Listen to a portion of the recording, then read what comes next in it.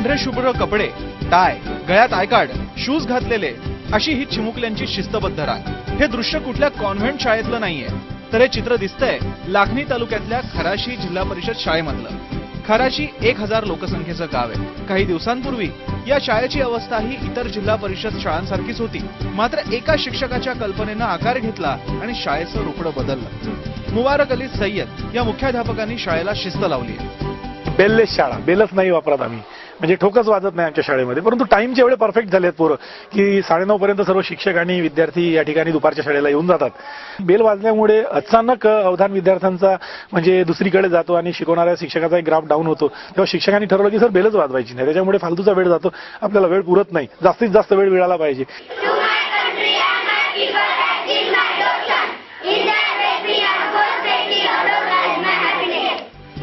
सकाळी 9:30 वाजता शाळा सुरू होते। विद्यार्थी इंग्रजीतून प्रतिज्ञा म्हणतात आणि मग सुविचार।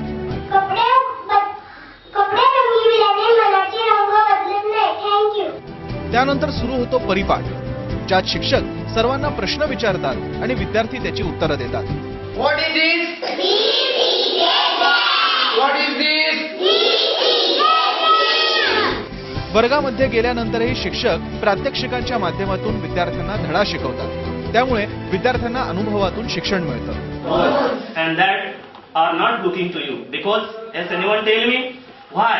Bones inside to human body. कथा कविता विद्यार्थ्यांच्या लक्षात राहाव्यात यासाठी इथं चालीवर कविता म्हटली जाते। त्यासाठी शाळेकडे म्युझिक सिस्टीम देखील आहे।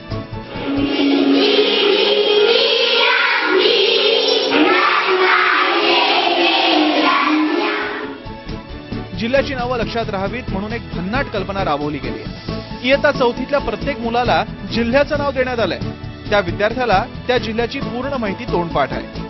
आम्ही नाशिक विभागामध्ये आहोत। माझे नाव अहमदनगर आहे। लहान वयात विद्यार्थ्यांना बचतीची सवय लागावी म्हणून शाळेतच बचत बँकेची व्यवस्था आहे। त्यातून 2,36,000ची रक्कम देखील जमा झाली आहे। मी आपल्या बाबांकडून मागते। किती पैसे जमा करते? 5 रुपीज किंवा कधी कधी 10 रुपीज। बरं, तुला या बँकेचं हे जे पैसे जमा होतात तुला काय फायदा होतो त्याचा? मला काही नोटबुक, पेन्सिल, पेन किंवा इत्यादी वस्तू घ्यायचे असतील तर मी कॅन्टीन मधून घेते व बँकेतले पैसे कट होतात। जिल्हा परिषदेच्या शाळेला गावकऱ्यांचीही साथ लाभली आहे। गावातील एक शेतकरी शाळेला शेती देतो, ज्यामध्ये भाजीपाला पिकवला जातो, मग त्याचा वापर मध्यान्ह भोजनासाठी होतो।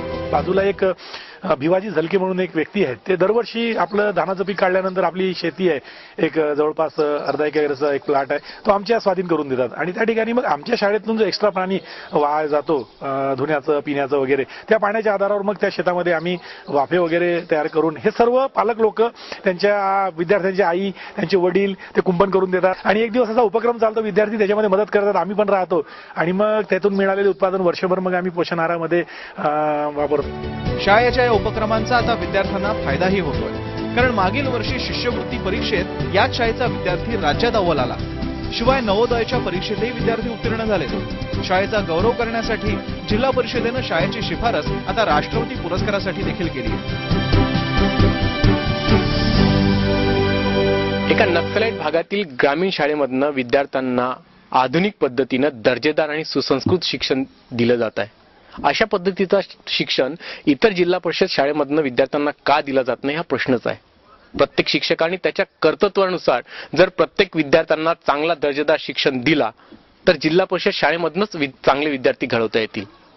दीपेंद्र गोस्वामी, एबीपी माझा, भंडारा।